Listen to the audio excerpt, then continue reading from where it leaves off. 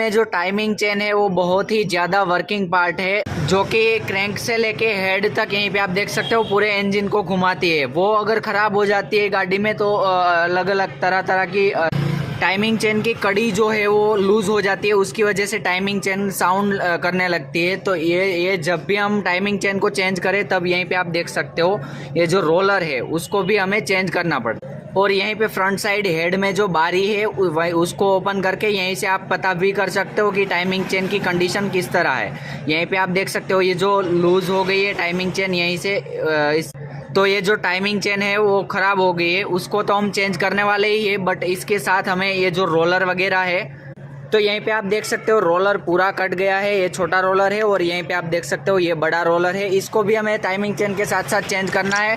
और तीसरा ये जो पुश रोड रबर है यहीं पे इसको भी हमें चेंज करना है। तो अगर